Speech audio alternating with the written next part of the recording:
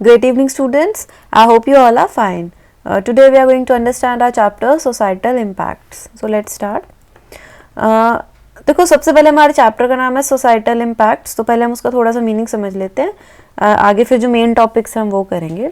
वो ये बोलता है कि डिजिटल वर्ल्ड जो है changing at a tremendous pace. New communication technologies open up new possibilities, but by using them you also expose yourself and others to various risk. वो क्या बोल रहे हैं, डिजिटल वर्ल्ड में आप कर क्या रहे हो, बेसिकली नेटवर्किंग के थ्रू, सोशल नेटवर्किंग साइट के थ्रू अपने डेटा को जो है वेरियस साइट्स के ऊपर आप डालते हैं. ठीक है, अपनी इंफॉर्मेशन प्रोफाइल्स आप सेट करते हैं. तो वो बोलता है कि जब आप ये कम्युनिकेशन टेक्नोलॉजी को यूज करते हो ना, तो आपके पास एक बहुत सारी रेंज ऑफ पॉसिबिलिटीज आ जाती हैं. ठीक है, लेकिन इससे आपको रिस्क भी हो सकता है, आप खुद को रिस्क में भी एक्सपोज कर सकते हो.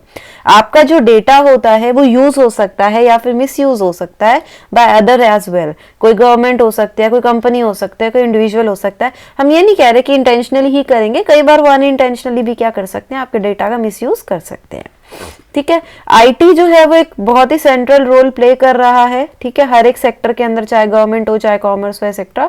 तो उसके जो इकोनॉमिक और सोशल बेनिफिट्स है उनको एक्सप्लेनेशन नहीं चाहिए. But like any other technology, IT का भी प्रॉब्लमैटिक इम्प्लीकेशन है एंड सम नेगेटिव इम्पैक्ट है सोसाइटी पे. ठीक है, it poses and creates problem related to ethics and in general contain 3 main types of ethical issues: personal privacy, access right and harmful actions. देखो IT कौन सी problem ला रही है, ethics की. एथिक्स का मतलब क्या होता है कि कोई चीज लीगल हो, ठीक है, राइट हो, पॉजिटिव मैनर में हो, तो वो एथिकल है.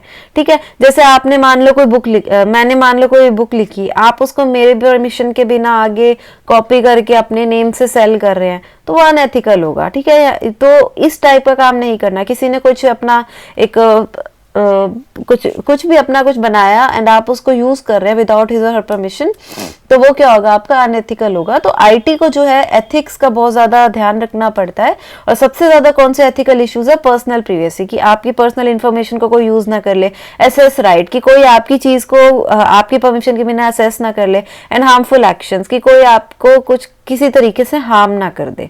ठीक है, इंटरनेट के थ्रू. तो ये चीजें क्या होंगी, एथिक्स में आएंगी.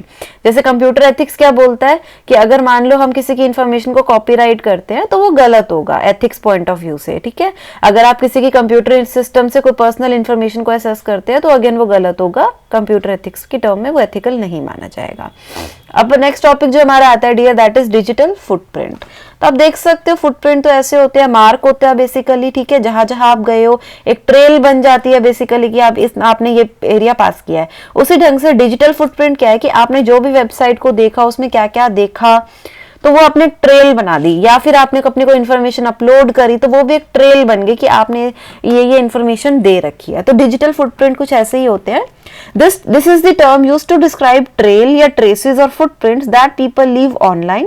Digital footprints are recorded with each and every online activity we perform. देखो जो भी चीज करेंगे हमारे हर एक क्लिक जो है वो डिजिटल फुटप्रिंट को बनाएगा. Whether it is interaction on social media, चाहे आप चैटिंग कर रहे हो, ऑनलाइन शॉपिंग कर रहे हो, लोकेशन चेक कर रहे हो, कुछ भी काम कर रहे हो अगर ऑनलाइन, तो वहां पे आपका एक डिजिटल फुटप्रिंट सेट हो जाएगा, एक ट्रेल बन जाएगी. ठीक है, मतलब आपकी इंफॉर्मेशन नेट पे सेव हो जाएगी. These digital footprints can be compare to footprints जो हमारी बीच पे बनते हैं. एवरी स्टेप यू टेक, जैसे बीच पे आप चलते हो तो आपका एक मार्क बनता जाता है ना हर स्टेप से, तो सेम चीज है. डिजिटल फुटप्रिंट्स को आप क्या बोलते हो, देयर इज अनदर नेम जिसको आप डिजिटल टैटूज भी बोल सकते हो. बीच फुटप्रिंट्स वो बोलता है, लेकिन वो तो क्या हो जाएंगे, आपके रब हो जाएंगे, वॉश अवे हो जाएंगे. लेकिन डिजिटल फुटप्रिंट्स आपके हमेशा ही फॉर एवर रहते हैं and can not be done, under नहीं हो सकते कभी भी. Our digital footprints can be created and used with or without our knowledge. बिना नॉलेज के भी बन सकते हैं, हमारी नॉलेज से भी बन सकते हैं. They include websites we visit, कोई हमने ईमेल सेंड करी है, कोई भी इंफॉर्मेशन मैंने ऑनलाइन सबमिट करी है, तो वो कंप्यूटर के एड्रेस के साथ कोई लोकेशन दिया है, कोई डिवाइस स्पेसिफिक डिटेल्स है, ये सब भी आपकी जो है ये आपकी सेव हो जाती हैं. Such data could be used for targeted advertisements or could also be misused or exploited. तो दोनों वेज है, कुछ टारगेटेड एडवर्टाइजमेंट्स भी इनको यूज कर सकते हैं, इनका मिसयूज भी हो सकता है. तो thus it is always good to be aware of the data trail we might be leaving behind. तो ध्यान रखना चाहिए कि हम किस चीज पे क्लिक कर रहे हैं. This awareness should make us cautious about what we write, upload, download और इवन ब्राउज ऑनलाइन. तो ये अवेयरनेस हमें थोड़ा सा कॉशियस बनाएगी कि हम क्या अपलोड कर रहे हैं, क्या डाउनलोड कर रहे हैं, क्या ब्राउजिंग कर रहे हैं. डिजिटल फुटप्रिंट्स आपके टू टाइप्स के होते हैं dear, one is active and second is passive. एक एक्टिव डिजिटल फुटप्रिंट क्या होगा, is created when a user intentionally shares personal information either through social media platform, website और एप्स। मतलब किसी भी तरीके से अगर मैं अपनी इंफॉर्मेशन को शेयर कर रही हूँ तो वहाँ पे एक्टिव डिजिटल फुटप्रिंट है। एग्जाम्पल क्या रहेंगे, sharing of personal information on Facebook, Insta, Twitter and other social media platform. अगर मैं अपनी कोई भी इंफॉर्मेशन इन पे करती हूँ तो एक्टिव डिजिटल फुटप्रिंट है। Working online such as signing up while logging on to email accounts and to send और रिसीव ईमेल और टेक्स्ट मैसेजेस। ठीक है, मतलब ऑनलाइन जब मैं वर्क कर रही हूँ, लॉग ऑन कर रही हूँ, अपनी मेल पे कोई मैसेज सेंड कर रही हूँ। एक्सीडेंटल या इंटेंशनल एक्सेप्टेंस टू कुकीज, ठीक है, on users respective devices when prompted to do browsing. कई बार ब्राउज करते हो तो कुछ साइट्स आपसे कुकीज मांगती है, वो कहते हैं हम कुकीज को इंस्टॉल कर देंगे, तो वो कुकीज बेसिकली आपके जो कंप्यूटर होता है उसकी बहुत सारी इंफॉर्मेशन को आगे पास ऑन कर देती है उस पर्टिकुलर वेबसाइट को, तो बेसिकली आपकी जो इंफॉर्मेशन है वो फिर वो हो जाती है। अगली जो कैटेगरी आती है वो पैसिव डिजिटल फुटप्रिंट की आती है। ये होता है जब information is collected without their knowledge, user को नहीं पता होता कि भाई तुम उनका इंफॉर्मेशन ले रहे हो। जैसे वेबसाइट दैट इंस्टॉल कुकीज, ठीक है, विदाउट परमिशन। कोई ऐसे देखो कुछ तो परमिशन मांगती है, कुछ परमिशन नहीं मांगती कुकीज की। जिन्होंने परमिशन नहीं मांगी और जबरदस्ती इंस्टॉल कर दी तो उन्होंने भी तो आपकी इंफॉर्मेशन ले ली ना, बट आपको नहीं पता कि उन्होंने ली। Apps and websites that use geo location to detect a user's location. जो एप्स जो या वेबसाइट्स जो है वो आपकी यूजर की लोकेशन देखती हैं, तो वो social media, news channel, advertisement that use comments, like and share of user to know about their profile and area of interest based on which they serve the advertisement as per user requirement and interest. जब आप किसी social media, news channel पे advertisement में comment कर देते हो, like कर देते हो, शेयर कर देते हो, तो वहां आपका जो अकाउंट होता है वो आ जाता है। ठीक है, तो उसके बाद आपको उस अकाउंट पे उसके अकॉर्डिंग ईमेल वगैरह आनी स्टार्ट हो जाती है। तो ये आपके पैसिव डिजिटल फुटप्रिंट होते हैं। तो beside the browser most of our digital footprints जो होते हैं वो सर्वर में सेव होते हैं। ये नहीं है कि जैसे हम सोचते हैं कि ब्राउजर की हिस्ट्री को डिलीट कर दिया तो मेरे फुटप्रिंट डिलीट हो जाएंगे, ऐसा नहीं है। आपके ब्राउजर में तो हिस्ट्री ठीक है वो होती है, उसके अलावा ये बेसिकली सर्वर में सेव होते हैं। कौन से सर्वर में सेव होते हैं, जहां पे वो एप्लीकेशन होस्ट थी, मतलब जिस सर्वर में वो वेबसाइट डली हुई थी ना, उस वाले सर्वर में ही डिजिटल फुटप्रिंट भी सेव होता है। We may not have access to remove और इरेज द डेटा। उस सर्वर पे हमारे पास एक्सेस होता ही नहीं कि हम उसको इरेज कर सके। Neither do we have any control on how the data will be used. उस पर भी हमारा कंट्रोल नहीं है कि उसको यूज कैसे करेंगे। Therefore once a data trail is generated, अगर हमारी ट्रेल बन गया तो even if we try later to erase data about our online activities, digital footprint will still remain. तो अगर हम हिस्ट्री वगैरह डिलीट भी कर देते हैं स्टिल हमारा फुटप्रिंट तो रहेगा। देयर इज नो गारंटी कि डिजिटल फुटप्रिंट जो है वो फुली एलिमिनेट हो सकता है, इसलिए हमें थोड़ा सा कॉशियस रहना चाहिए online. If proper care is not taken, digital footprint may result in online threats such as scam, identity theft, privacy issues and fake website. तो ये सारी प्रॉब्लम्स हो सकती हैं अगर हम अपने डिजिटल फुटप्रिंट का ध्यान नहीं रखते। Following measures are to be adopted to manage digital footprint. जैसे पहला वो कहता है double check privacy settings, don't trust unsafe sites. जैसे वो बोलता है कि प्रिवेसी सेटिंग्स को देखो, जैसे जिसमें HTTPS नहीं है ऐसी साइट आप ना खोलें। Privacy settings allow you to control. Privacy से ये हो सकता है कि कौन आपकी पोस्ट को देख सकता है, ठीक है, अपना मतलब सेटिंग्स ऐसे जनरेट करें ताकि ज्यादा से ज्यादा लोग ना देख पाए। कोई स्ट्रॉन्ग पासवर्ड बनाए, ऐसा ना बनाए जो यानी जिसमें आपके number, symbol, upper case, lower case हो। ऐसा ना बनाए जो कोई भी क्रैकिंग टूल जो है इजीली क्रैक कर ले। ठीक है, उसके बाद है keep all the software up to date. कई मालवेयर और वायरस जो होते हैं वो स्पेसिफिकली डिजाइन किया जाता है to collect your digital footprint and they are constantly being updated. Older software जो है वो उनको वल्नरेबल रहते हैं। मतलब कुछ ऐसे जैसे मान लो अगर आपका बहुत पुराना सॉफ्टवेयर है, आप उसको अपडेट नहीं करते और आपके कंप्यूटर में एक ऐसा वायरस आया हुआ है जिसका काम ही है कि वो आपके कंप्यूटर का डेटा उठाए, वो उसको खराब नहीं करेगा, वो बस जो भी आप इंफॉर्मेशन इसमें डालेंगे वो उसको हैक करता रहेगा। तो ऐसे भी आपके मालवेयर होते हैं, वायरस होते हैं, तो इसलिए अपने सॉफ्टवेयर को अप टू डेट रखें। Review your mobile usage periodically and delete unwanted obsolete temporary files from your device. कोई भी अनवांटेड या ऑब्सोलीट जो टेम्परेरी फाइल्स होते हैं उनको डिलीट कर दो। कोई ऐप भी अगर आप इंस्टॉल करते हैं तो टर्म्स एंड कंडीशंस थोड़ी सी एटलीस्ट आप पढ़ लें कि वो क्या क्या इन्फॉर्मेशन कलेक्ट करेगी आपके फोन से। पर्सनल इन्फॉर्मेशन अगर वो आपकी लोकेशन, ईमेल, ऑनलाइन एक्टिविटीज मांगती है तो उनको मत दें। ठीक है। Build a reputation through behaviour, skip negative tweets, untag yourself from questionable Facebook post and keep critical comments to yourself. मतलब आप अपना फालतू की जगहों पे कमेंट ना करें, कोई फेसबुक क्वेश्चनेबल कोट्स या ट्वीट्स वगैरह नेगेटिव अनटैग कर लो। हर जगह पे अपना नेम देना जरूरी नहीं है किसी सोशल नेटवर्किंग साइट पे, ठीक है। तो ये आपका वो टॉपिक था। नेक्स्ट जो आपका टॉपिक है that is net and communication etiquettes. Etiquette word जो है इसका फुल फॉर्म, नेट एटिकेट की फुल फॉर्म है इंटरनेट एटिकेट या फिर कम्युनिकेशन एटिकेट। देखो एटिकेट का मतलब क्या होता है कि आप पोलाइट रहें सोसाइटी में, तो नेट एटिकेट क्या है, code of good behaviour while working on internet. अगर आप अच्छे तरीके से नेट पे गुड बिहेवियर के साथ आप इंटरनेट पे वर्क कर रहे हैं तो ये आपका वही है। तो कुछ डूज एंड डोंट्स है इसके अंदर। डूज में क्या था, keep messages and post brief, मतलब अगर आप कोई मैसेज कर रहे हैं, कोई पोस्ट डाल रहे हैं तो उसको छोटा ही रखिए। रीड योर पोस्ट और email to make sure they say what you intend to do, ठीक है। अपनी पोस्ट या ईमेल को ढंग से पढ़ो कि जो तुमने लिखा है वही वो कर रहा हो। Remember that you leave a digital footprint, तो आप केयरफुल रहे कि आप क्या लिख रहे हैं। यूज डिस्क्रिप्शन, मतलब फालतू की चीजें लिखने की यूज नहीं है, आप जो चीज है आपको दिमाग वही लिखिए। Include a subject line in email, ठीक है, ईमेल लिखते हो तो सब्जेक्ट जरूर लिखें। पर्सनल इंफॉर्मेशन को अपने प्रोटेक्ट करें, कॉपीराइट के लॉज को ओबे करें, stay focus and stick to the topic. Don'ts में क्या है, डू नॉट पोस्ट इन्फ्लेमेटरी या ऑफेंसिव कमेंट, गलत चीजें नहीं लिखनी। ऑल कैप्स में मत लिखिए, कैप्स लॉक को ऐसे लगता है कि आप रूड है, शाउटिंग कर रहे हैं। Do not respond to internet trollers या पर्सनल अटैकर्स, जो फालतू में आपको कुछ गलत कमेंट कर भी दे उनको छोड़ दे, कोई नीड नहीं है। डू नॉट पोस्ट प्राइवेट और एम्बैरेसिंग इमेजेस कमेंट्स, फालतू की ऐसी चीजें ना डाले। Do not use sarcasm, it might be miss interpreted. Sarcasm होता है जो बोलना उसको उल्टा ही बोलना, ताना मारना, तो वो ना करें। Do not violate copyright laws, make sure your work is your own और प्रॉपरली साइटेड। मतलब क्या है, कॉपीराइट लॉज को वायलेट ना करें। अगर आपका वर्क नहीं है अपना तो साइटेशन कर दीजिए। डू मतलब दूसरे को क्रेडिट दे देना। डू नॉट एक्सक्लूड पीपल और talk behind their backs. Do not spam others by sending large number of unsolicited mails, मतलब फालतू की मेल्स किसी को भेज के स्पैम नहीं क्रिएट करना है, ठीक है। अगला टॉपिक आता है डियर आपका data protection.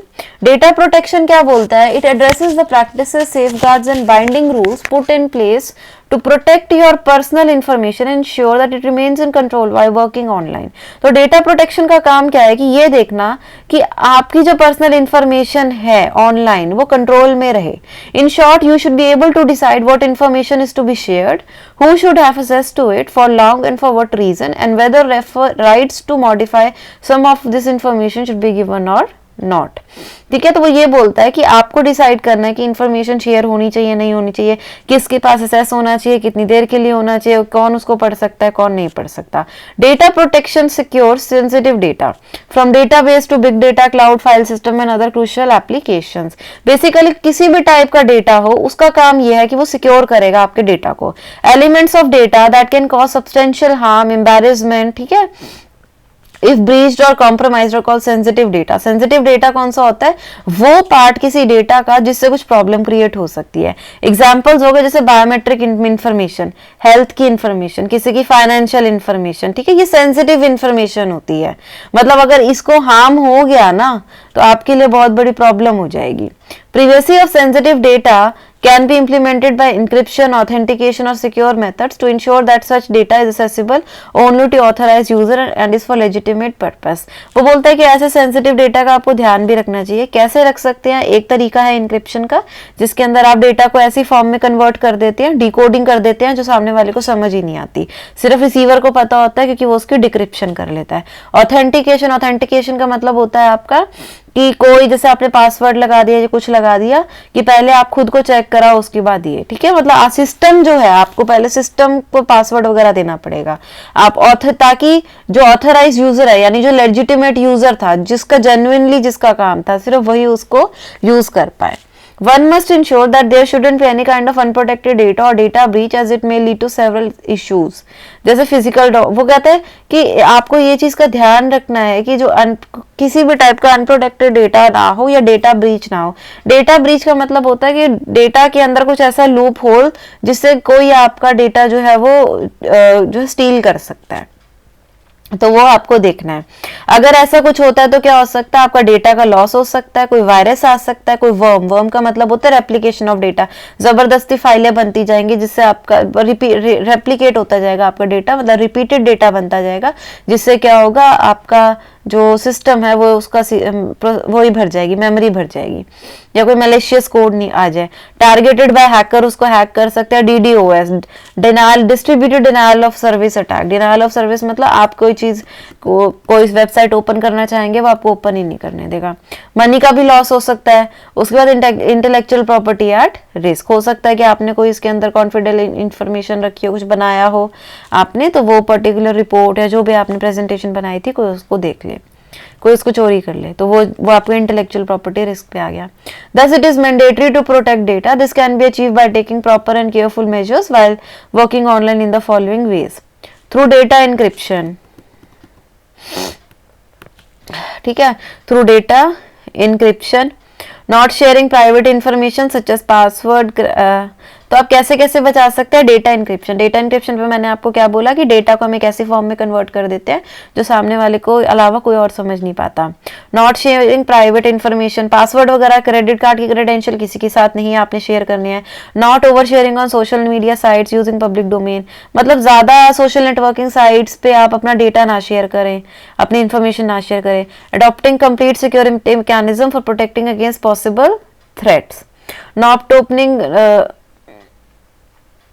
Fishing mails. Phishing mails क्या होती है कि आप उस पर, वो बड़ी जेन्युइन सी मेल लगेगी, आपको कहेगी कि इसमें अपनी इन्फॉर्मेशन भर दो। जैसे आप उसमें इन्फॉर्मेशन भरेंगे तो आपका जितना भी डेटा होगा वो आपको लग तो रहा होगा कि कहीं जेन्युइन जगह पे जाएगा, लेकिन वो जेन्युइन जगह पे ना जाके हैकर के पास चला जाएगा, तो वो फिशिंग होती है।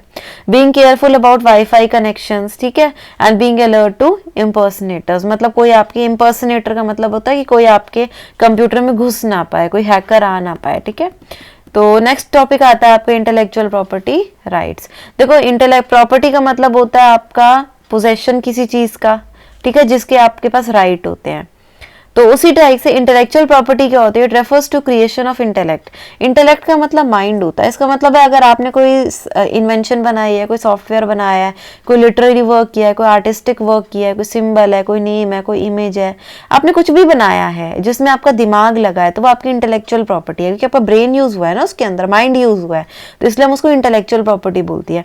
इंटेलेक्चुअल प्रॉपर्टी राइट क्या करते हैं, they protect the interest of innovators and creators by giving them rights over their creation. Intellectual property right क्या करेगा, ये प्रोटेक्ट करेंगे इंटरेस्ट ऑफ इनोवेटर, जो क्रिएटर्स हैं उनको वो राइट देगा, ठीक है, कि वो जो है अपने डेटा को प्रोटेक्ट कर सके। आईपीआर जो है वो पेटेंट, कॉपीराइट, ट्रेडमार्क और डेटाबेस राइट को कंसिस्ट करता है। इंटेलेक्चुअल प्रॉपर्टी जो है वो आपकी 2 ब्रांचेस में डिवाइडेड है, कि इंडस्ट्रियल प्रॉपर्टी है जिसके अंदर जो कि इन्वेंशंस को प्रोटेक्ट करती है, और कॉपीराइट है जो डियर आपका लिटरेरी एंड आर्टिस्टिक वर्क को प्रोटेक्ट करता है। तो यही बोल रहा है कि इंटेलेक्चुअल प्रॉपर्टी आपके 2 पार्ट्स में डिवाइडेड है, industrial property and copyright. Industrial property क्या करेगी, आपकी इन्वेंशंस को प्रोटेक्ट करेगी। इसके अंदर पेटेंट आ गए, ट्रेडमार्क आ गए, इंडस्ट्रियल डिजाइन आ गए, कोई कॉमर्शियल नेम आ गए, ज्योग्राफिकल लोकेशन आ गया, ब्रांड, कोई लोकेशन स्पेसिफिक ब्रांड है, तो वो इंडस्ट्रियल प्रॉपर्टी में है। कॉपीराइट में अगर आपने कोई लिटरेरी वर्क करा है, जैसे नॉवल है, पोयम है, प्ले है, कोई फिल्म है, कोई म्यूजिक का वर्क है, कोई ड्राइंग, फोटोग्राफ, ये सब बनाया, तो ये कॉपीराइट के अंदर आएगा। कॉपीराइट एक लीगल कॉन्सेप्ट है जो कि इनैक्ट करता है मोस्टली गवर्नमेंट, जिससे क्रिएटर को एक राइट मिल जाता है कि उसका वर्क कोई और यूज नहीं कर सकता, तो ये कॉपीराइट है, ठीक है। इंडस्ट्रियल वर्क किस पे यूज हो रहा है, इंडस्ट्रियल प्रॉपर्टी किस पे यूज हो रहा है, इन्वेंशंस पे। जब आप कोई चीज बनाते हो तो वो पेटेंट है, ट्रेडमार्क, ये सब इंडस्ट्रियल डिजाइन उस पे लगता है। कॉपीराइट किस पे लगता है, जब आप कोई लिटरेरी वर्क करता है या कोई ड्राइंग श्राइंग करते हो आप, ठीक है। तो अब नेक्स्ट आपका टॉपिक आता है डियर प्लेगियरिज्म। प्लेगियरिज्म क्या है, वायोलेशन ऑफ आईपीआर।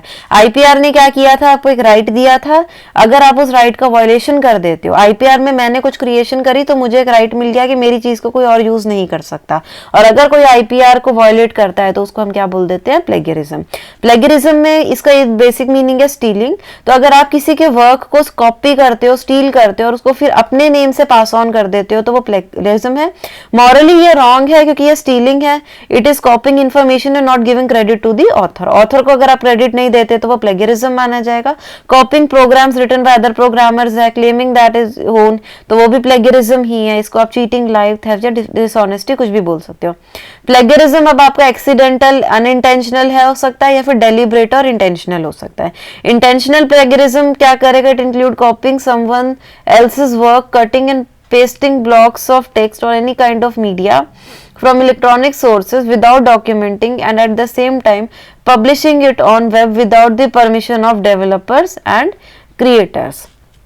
देखो इंटेंशनल के अंदर तो क्या हुआ कि आपने किसी के काम को यूज किया, कट पेस्ट कर दिया, ठीक है, और उसको नेम भी नहीं दिया। अनइंटेंशनल के अंदर क्या है? जैसे आपने केयरलेस पैराफ्रेजिंग, मतलब इसके अंदर तो तुमने सब कुछ चोरी कर लिया। अनइंटेंशनल के अंदर क्या होगा कि तुमने पैराफ्रेज कर लिया, कुछ वर्ड सेंटेंसेस कॉपी कर लिए, कुछ ज्यादा ही कोटिंग कर दी, ज्यादा ही चीजें कॉपी करके, क्योंकि हम कहते हैं ना डबल कोट्स कर दो तो बच जाते हो, बट वो ज्यादा ही कर दिया। Usually accidental plagiarism cases are less in comparison to deliberate plagiarism, ठीक है, मतलब वो ठीक है, वो कम होते हैं। अब जैसे ये डायग्राम अगर आप देखें, माइनर में होगा अगर आपने पैराफ्रेसिंग कर लिया, आइडियाज विदाउट रेफरेंसिंग यूज कर लिए, अगर आपने बिल्कुल ही किसी का वर्क सबमिट कर दिया अपने नाम से, तो वो एक्सट्रीमली सीरियस हो जाएगा। ये माइनर और एक्सट्रीमली सीरियस में आपको दिखा रखा है। अब अवॉइड कैसे कर सकते हो? Use your own words and ideas. पहला तो भाई खुद अपना काम करो। ऑलवेज प्रोवाइड रेफरेंस, अगर आपने कहीं से यूज किया तो आप क्रेडिट दें। If by any chance it become necessary to use extract words, don't forget to put in double quotes, ठीक है, आप उनको डबल कोट करें और इन टेक्स्ट आप उनको क्रेडिट दे, साइटेशन दे। साइटेशन का मतलब यही होता है कि आप उसको वो दे रहे हैं कि हाँ भाई ये तुमने करा है। As far as possible try to include source in your work, citing page number. उसके बाद है मतलब ए पेज नंबर से साइट करो, मतलब पेज नंबर भी लिखो कि इस पेज पे मैंने ये चीज आपकी कॉपी करी है। Cite the name of the website, URL और name of the author, acknowledge them if you have used their work after rearranging the order of sentence and changing some of the words. Take information in the form of bulleted notes in your own words rather than copying the entire content. तो पूरा मतलब थोड़ा बहुत use कर लो। Use online tools to check for plagiarism. अगला आता है डियर आपका licensing and copyrighting. Software licensing में होता है कि एक लीगल राइट मिल जाता है लाइसेंसिंग से आपको, to run a privilege given to you by company to access their application. आपको एक राइट मिल जाएगा, प्रिविलेज मिल जाएगी कि आप उनके प्रोग्राम को यूज कर सकते हो। कॉमन एग्जांपल तो है, जब भी हम कोई प्रोप्राइटरी सॉफ्टवेयर जैसे विंडोज का सॉफ्टवेयर लेते हैं तो उसके लाइसेंस को हम ओके करते हैं और उसके बाद हम उसको यूज कर सकते हैं, ठीक है। जैसे आप ये वाला आप लाइसेंस देख सकते हो ना, यहाँ पे आप टिक करते हो तो आप ओके कर देते हो तो आप इजीली उसको यूज कर पाते हैं। तो एडवांटेज क्या हो जाती है लाइसेंस सॉफ्टवेयर की? पहला तो क्या रहता है, by using licence software you are able to contribute to further development of the program you are using. It also helps the economy generate not only computer related jobs और opportunities for people whose work is more dependent on written technology. ये कुछ खास नहीं है, इससे basically ये है कि आप उनको जब उनका लाइसेंस एक्सेप्ट करते हैं तो वो उस पर और काम करने का वो यूज करते हैं तो हो जाता है। लेकिन जो मेन चीज ये होती है ना, वो ये होती है apart from legal obligation it comes with outright support not found in pirated software. इसके अंदर बहुत सारी सपोर्ट्स आपको मिलती है जो पायरेटेड सॉफ्टवेयर में आपको नहीं मिलेंगी।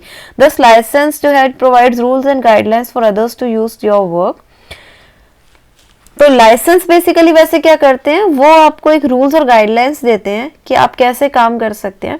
जैसे एक ओपन सोर्स लाइसेंस होता है, वो हेल्प करता है others to contribute to your work और project without seeking special individual permissions to do, ठीक है। मतलब ओपन सोर्स तो ये बोलता है कि मेरे से परमिशन लेने की ज्यादा नीड नहीं है, तुम उस प्रोजेक्ट पे आगे काम कर सकते हो।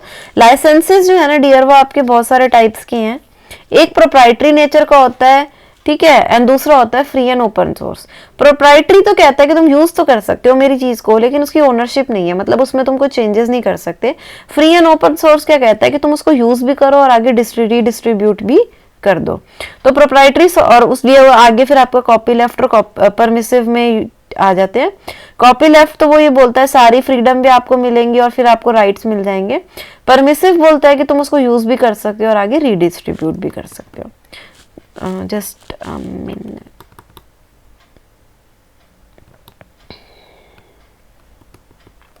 तो प्रोप्राइटरी सॉफ्टवेयर में वो प्रोप्राइटरी लाइसेंस वो सबसे पहले क्या बोल रहा है, इसके अंदर क्या है, जैसे आपको उसी का एग्जांपल था, विंडोज का ही था कि आप इसके अंदर ज्यादा चेंज नहीं कर सकते, आप सिर्फ यूज कर सकते हैं, आपको ओनरशिप नहीं मिलेगी। तो एक्सक्लूसिव राइट्स हैं in the software are retained with the owner, developer and publisher. Rights जो है वो सारे ओनर के पास ही हैं। They reserve all the freedoms and rights to use and distribute this proprietary software. वो रिजर्व कर देते हैं सब कुछ। वायलेशन जो होगा उससे आपको कॉपीराइट इन्फ्रिंगमेंट हो सकती है, मतलब आपने कॉपीराइट का वायलेशन किया है। They restrict inspection, modification of source code and further distribution. मतलब ये बोलते हैं कि तुम यूज तो कर सकते हो लेकिन तुम उसमें चेंजेस नहीं कर सकते और आगे किसी को पास ऑन नहीं कर सकते। लेकिन फ्रीवेयर होता है एक सॉफ्टवेयर जो कि नो कॉस्ट सॉफ्टवेयर होता है, can be distributed using proprietary license. Most commercially available software covered under proprietary license. Freeware एक ऐसी टाइप है जो आप जिसके पैसे नहीं देने पड़ते, ठीक है, और वो आप डिस्ट्रीब्यूट भी कर सकते हो। Free and open source software आता है एक फॉस, वो एक ऐसा सॉफ्टवेयर होता है that users can safely run, adapt and redistribute with legal restraint and which emphasises on freedom. Free and open source क्या बोलता है आपका कि एक ऐसा सॉफ्टवेयर है जिसको आप रीडिस्ट्रीब्यूट भी कर सकते हो, रन कर सकते हो और फ्रीडम के ऊपर ये आपका रहेगा। Open source software is a software with source code that is publicly available under a license that gives users the right to study, change and distribute that software, emphasizes on security, cost saving and transparency. Open source software क्या है? जिसका source code जो है सबको दिखेगा, इसके अंदर आप चेंजेस भी कर सकते हैं और आगे इसको डिस्ट्रीब्यूट भी कर सकते हैं। तो free and open source software जो है allows using, कॉपिंग, studying, modifying the software and source code can be openly shared. इससे होता है कि आप आगे लोगों को वो कर रहे हैं,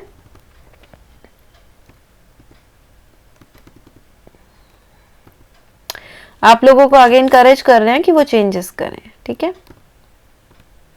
ओपन सोर्स जो है वो आगे आपका परमिसिव में भी है और कॉपी लेफ्ट में भी है। Permissive license provide a royalty free license to do virtually anything with the source code. They permit using, copying, modifying, merging, publishing, distributing, sub-licensing or selling, but distribution can only be made without the source code.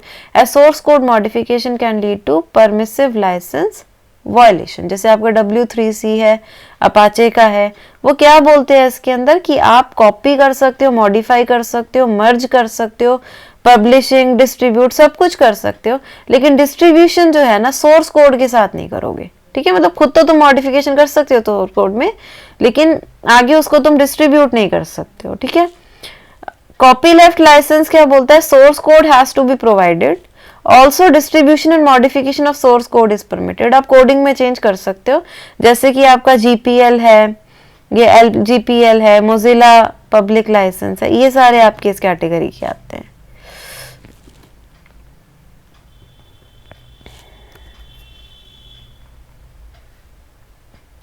तब हम इनको पढ़ते हैं। पहला आता है GPL। GPL आपका general public licence.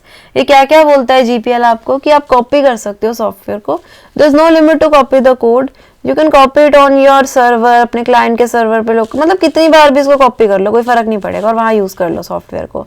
Distribution का रहेगा कि तुम उसको डिस्ट्रीब्यूट कर सकते हो इट इन योर थंब और hard drive. You can distribute the code under license with download link, मतलब कहीं भी इसको डिस्ट्रीब्यूट कर दो, कोई फर्क नहीं पड़ेगा। Charge a fee, you can charge someone for the software but remember to give them a copy of GNU GPL which would tell them that they have can get the software free from elsewhere, ठीक है। मतलब आप charging कर सकते हो फी की। दूसरा आता है CC लाइसेंस होता है, यानी क्रिएटिव कॉमन, ये इंपॉर्टेंट है।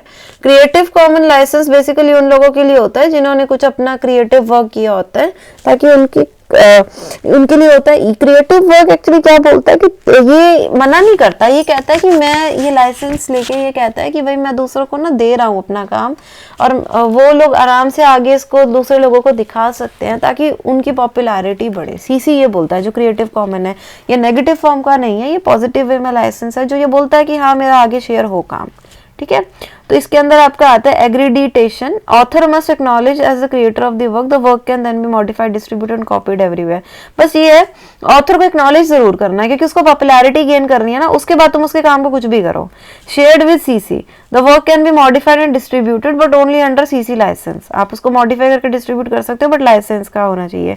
Non commercial, work can be modified and distributed but not for commercial purposes. ठीक है। अगला आता है no derivative work, you can copy and distribute but you can't modify it in any way और create work based on the origin, ठीक है। अगले आता है आपका अपाचे लाइसेंस। अपाचे लाइसेंस बोलता है rights are never ending, once the rights under Apache license have been granted you can continue to use them forever, renew नहीं कराना है उसको। उसके बाद वर्ल्ड वाइड अथॉरिटी है राइट्स की, even if rights are granted to one country, वो पूरी दुनिया में आप यूज कर सकते हो। राइट्स फॉर नो फी और रॉयल्टी, आपको रॉयल्टी वगैरह पे नहीं करनी है। राइट्स आर इरिवोकेबल, ऐसा नहीं है कि कोई आपको रिवोक कर देगा बाद में मना कर देगा, ऐसा नहीं है। एक बार आपको लाइसेंस मिल गया तो आप उसको लाइफ टाइम यूज कर सकते हो, ठीक है। अब नेक्स्ट हमारा टॉपिक आता है that is cyber crime. Cyber crime क्या होता है? It is defined as a crime in which a computer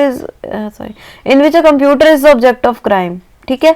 कैसे, चाहे हैकिंग के थ्रू, फिशिंग के थ्रू या स्पैमिंग के through, and is used as a tool to commit an offence, child pornography, hate crimes, ठीक है।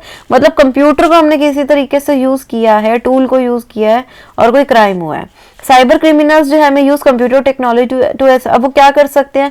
आपकी पर्सनल इंफॉर्मेशन ले सकते हैं, कोई बिजनेस ट्रेड सीक्रेट ले सकते हैं सॉरी, या फिर इंटरनेट को यूज कर सकते हैं फॉर एक्सप्लॉयटेटिव और मैलिशियस पर्पस, ठीक है। किसी गलत तरीके के लिए वो कंप्यूटर का यूज कर सकते हैं। Criminals can also use computers for communication and document data storage.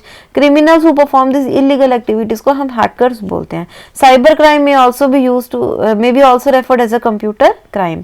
Cyber crime are carried out against either an individual or a group or an organization or even a country with the intent to directly or indirectly cause physical harm, financial loss or mental harassment. मतलब आप कुछ भी कर सकते, परेशान करना है basically उन्होंने आपको। Cyber criminal attacks a computer network to reach other computers in order to disable or damage data or services. मतलब वो एक कंप्यूटर को हैक करते हैं या नेटवर्क को हैक करते हैं ताकि वो वहां से डेटा को निकाल सकें। Apart from this, cyber criminal uses botnets to spread virus, वो बॉटनेट को यूज कर सकता है जिससे वो वायरस स्प्रेड कर सके, and other malware in order to steal private and confidential data for blackmailing and extortion. Blackmail और एक्सटॉर्शन करने के लिए वो आपके प्राइवेट इंफॉर्मेशन को स्टील कर सकते हैं।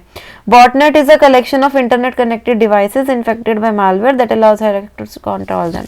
बॉटनेट क्या है? आपका एक कलेक्शन है इंटरनेट कनेक्टेड डिवाइसेस का जो कि एक मालवेयर से इन्फेक्ट है, और अब वो सारी डिवाइसेस जो है किसके उसमें आ गई? हैकर के उसमें आ गई।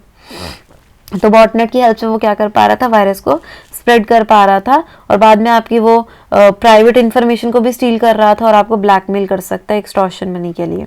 Common types of cyber crimes include online bank information theft, identity थी। अब कुछ टाइप के साइबर क्राइम कैसे हैं? एक तो आपको पता ही है कि ऑनलाइन बैंक में आपकी इंफॉर्मेशन थेफ्ट हो सकता है, आपकी आइडेंटिटी का थेफ्ट हो सकता है, ऑनलाइन प्रेडेटरी क्राइम्स हो सकते हैं, अनऑथराइज कंप्यूटर एक्सेस हो सकता है। मोर सीरियस क्राइम्स है जैसे कि साइबर टेररिज्म है और also of significant concern. Cyber crime encompasses a wide range of activities, but these can generally be divided into two categories. Crime that target computer networks or devices. These types of crimes include virus and denial of service attack. Denial of service attack are used to make an online service unavailable and take the network down by creating a traffic on site from a variety of software. ठीक है, तो इसके अंदर आपका क्या हो रहा है? ये क्या करता है? डिनायल ऑफ सर्विस अटैक में क्या होता है कि आपको जो सर्विस है वो मिलती ही नहीं है, ठीक है। बहुत ज़्यादा ट्रैफिक हो जाता है किसी भी साइट पे और फिर आप उस पर्टिकुलर वेबसाइट को यूज ही नहीं कर पाते हो। दूसरा क्या था? Crimes that use computer networks to advance criminal activities. Crimes that use computer network to advance criminal activities. These types of crimes include cyber stalking, phishing, fraud और identity theft. इसमें क्या होता है कि आप क्रिमिनल एक्टिविटीज़ के लिए computer network का यूज़ करेंगे, साइबर स्टॉकिंग कर सकते हैं, फिशिंग कर सकते हैं, फ्रॉड कर सकते हैं या आइडेंटिटी थेफ्ट कर सकते हैं।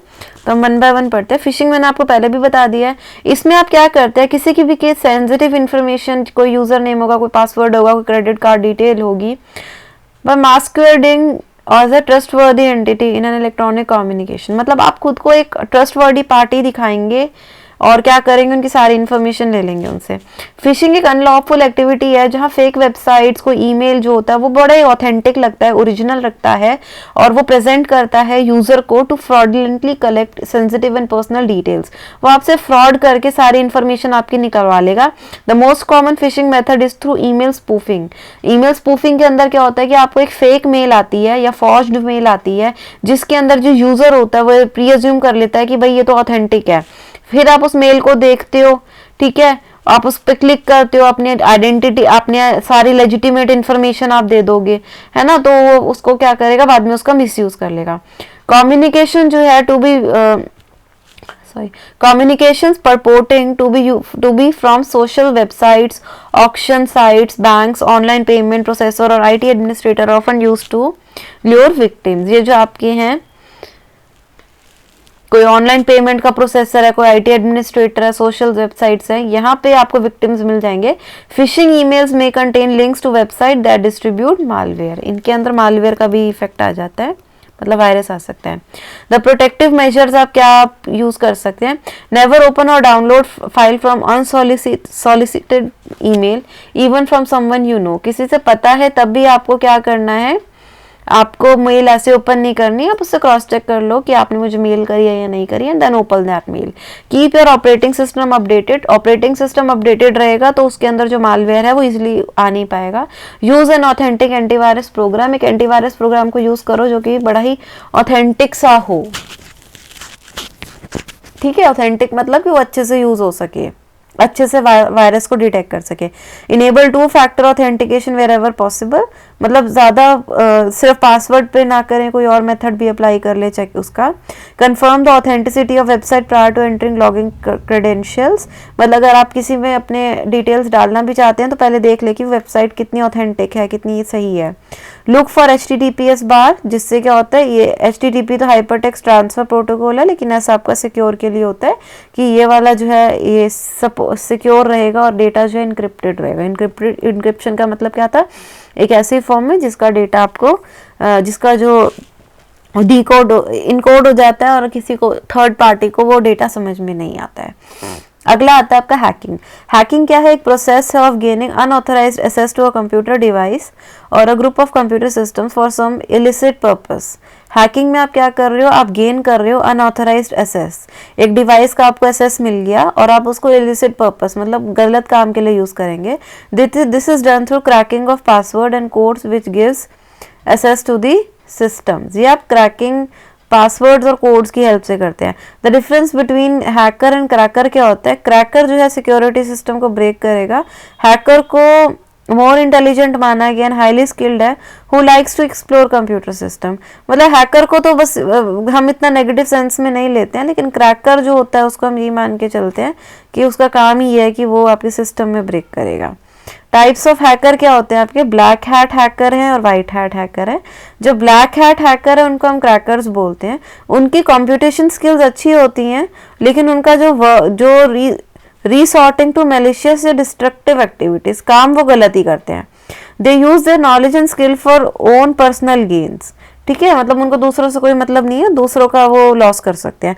जो वाइट हैट हैकर हैं वो उनकी hacking skill for defence purpose के लिए, मतलब वो अपनी नॉलेज को यूज करते हैं गुड काम के लिए। एथिकल हैकिंग क्या है, एक पेनिट्रेशन टेस्टिंग की तरह है, मतलब वो कुछ टूल्स को यूज करेगी, ट्रिक्स को यूज करेगी जो हैकर यूज करते हैं, लेकिन ये वेलफेयर के लिए यूज करेंगे, ये बेसिकली बचा लेंगे, ये पहले ही बता देंगे कि तुम्हारे सिस्टम में ये प्रॉब्लम है तो तुम इसको ठीक कर लो।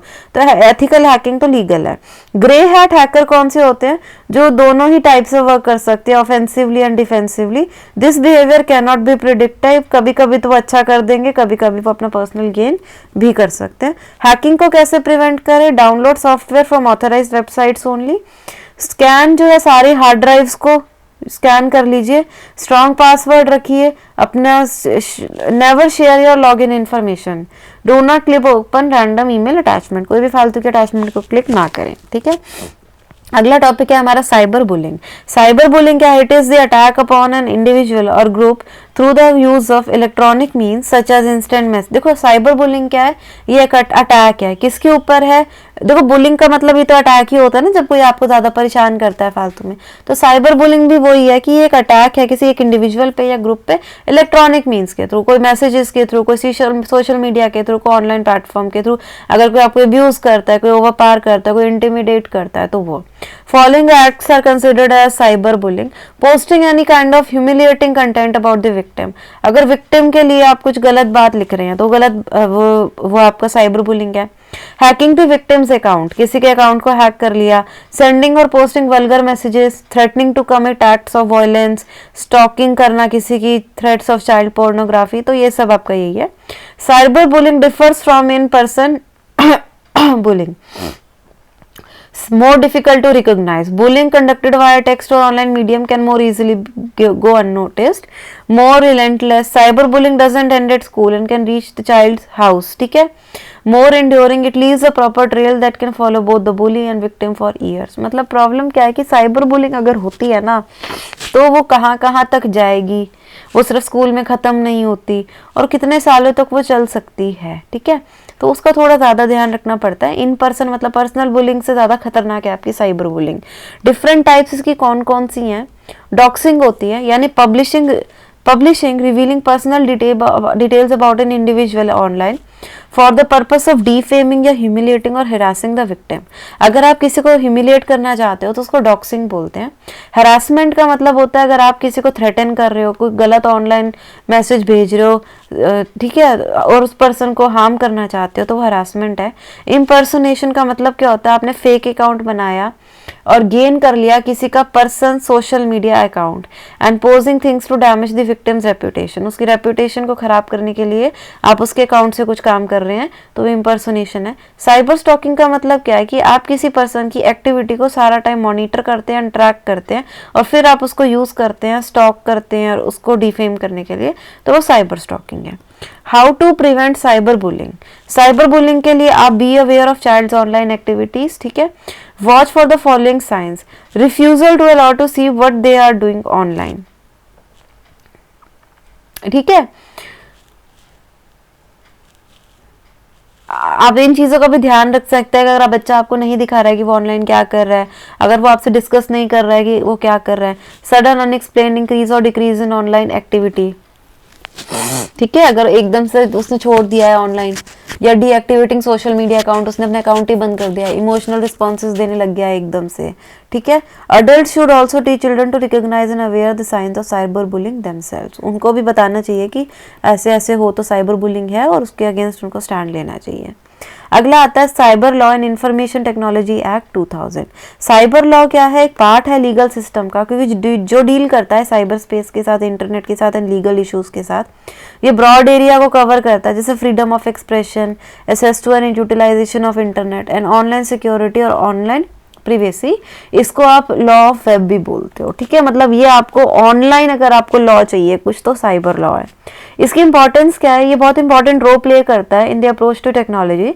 It is important as it is concerned with almost all aspects of activities and transaction that takes place either on the internet or on other communication devices, ठीक है। ये सारे एस्पेक्ट, ये सारी एक्टिविटीज को मॉनिटर करता है। वेदर वी आर अवेयर और not, each action and each reaction जो है उसका कुछ legal and cyber legal views होते हैं। इंफॉर्मेशन टेक्नोलॉजी एक्ट आया था 2000 में, ठीक है। इसको ITA 2000 या IT एक्ट भी बोलते हैं। ये एक्ट है इंडियन पार्लियामेंट का, जो कि 17 अक्टूबर 2000 में पास हुआ था। It is the primary law in India dealing with cyber crime and electronic commerce. The cyber police जो है वो एक डिटेक्टर की तरह वर्क करती है, जो साइबर क्राइम्स को नोटिस करती है। इनके पास अथॉरिटी होती है in respect of all the offences committed under TITA यानी इंफॉर्मेशन टेक्नोलॉजी एक्ट 2000 और crimes related to intellectual property rights, इनके पास अथॉरिटी है। साइबर लॉ जो है in India and the provisions for legal act and punishments जो है वो आपको नीचे दी गई हैं। जैसे 67A में वो बोलता है कि अगर किसी का इमेज का जिसमें सेक्सुअल एक्ट है तो उसके लिए आपको मिल सकती है। 67B में चाइल्ड पोर्नोग्राफी के अगेंस्ट है। 67C में अगर आपने कोई रिकॉर्ड मेंटेन नहीं किया, फिर अगर आपने कोई ऑर्डर नहीं किया, डिक्रिप्ट नहीं कर पाए डेटा को, तो इस ढंग से मिस इंटरप्रिटेशन, इन सब के लिए कुछ कुछ आपकी जो है वो है। The act also empowers government department to accept filing, creation and storage of official document in digital format. Under this act the cyber जो ये है, इन्होंने एक पब्लिश किया था, इन्होंने एक एस्टैब्लिश किया था to resolve disputes arising from cyber crime such as tampering with computer source document, hacking a computer system, using password, publishing sensitive data, ठीक है। बेसिकली क्या है, इनकी हेल्प से अगर कुछ भी प्रॉब्लम आती है आपको तो आप आईटी एक्ट के अकॉर्डिंग जो है आप केस कर सकते हैं। इसकी सीधी भाषा में मतलब यही है। आईटी एक्ट अमेंडमेंट क्या बोलता है, मेजर अमेंडमेंट जो थी वो इसमें 2000 का जो एक्ट था उसके अंदर बनी थी, जो कि अक्टूबर 2009 में आई थी। वो 66A में आई थी, which penalised sending of offensive messages. मतलब कोई अगर आपको गलत मैसेजेस भेजता है तो उसको पेनल्टी लग सकती है, पैसे को देने पड़ेंगे उसको। It also introduced Section 69, which gave authorities the power of interception or monitoring or decryption of any information through any computer resource. The amendments also contained penalties for child pornography, cyber terrorism, ठीक है।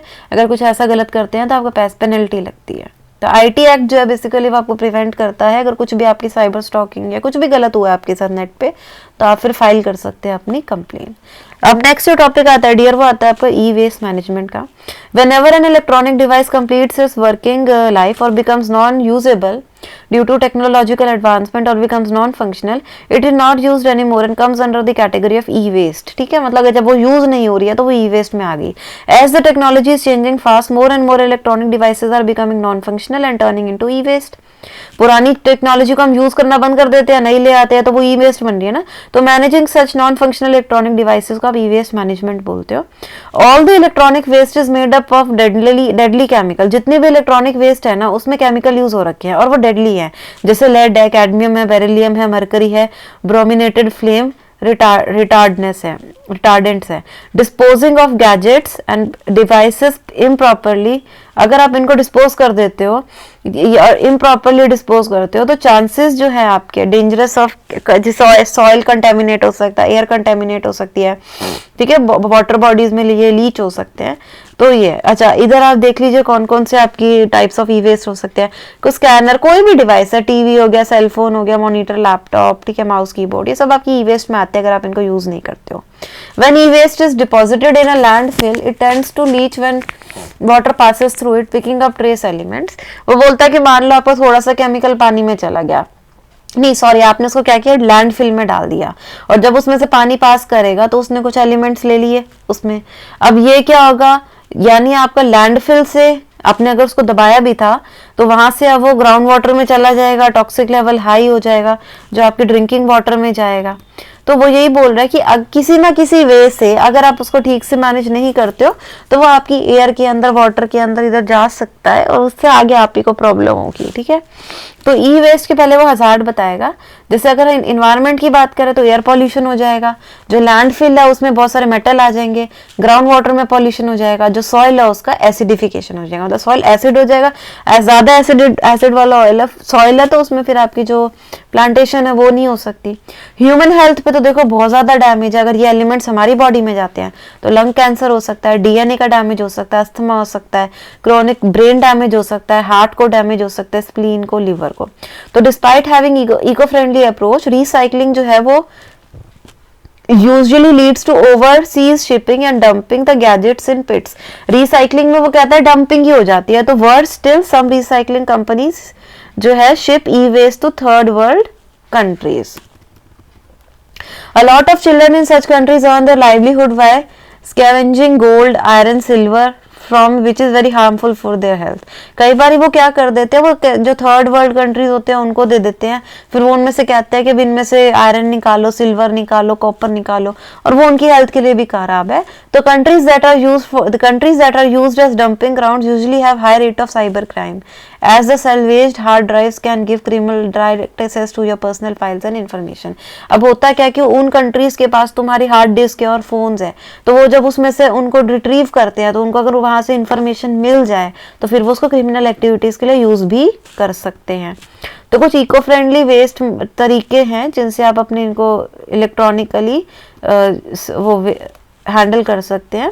Give your electronic waste to a certified e waste recycler. वो क्या बोलते हैं, the positive aspect of e waste recycling is that you have quite a few recycling options.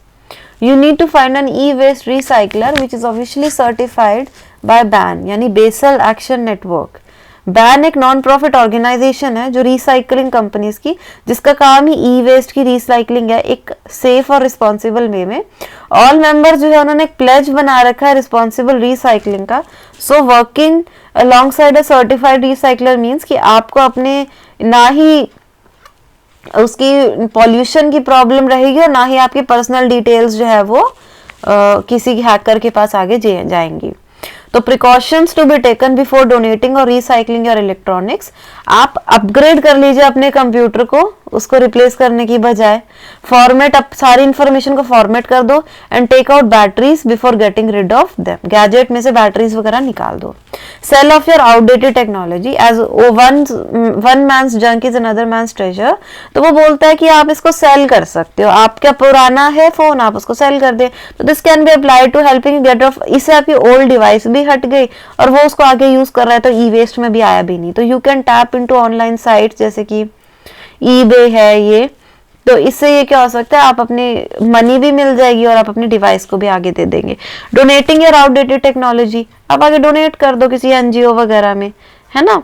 उसके बाद आता है visit civic institution, inquire amongst your local government, universities and school for any recycling program. They run as a lot of organization have started assigning a certain day and place for environmentally conscious citizens to come and drop off their e-waste.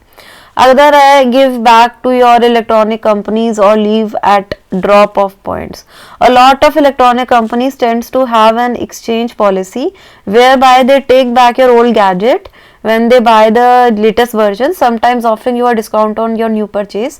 A few recycling companies have set up electronic drop-off initiatives along with drop-off points for products such as cell phones and tablets, after which they are recycled. You can ask your local electronic shops regarding any information.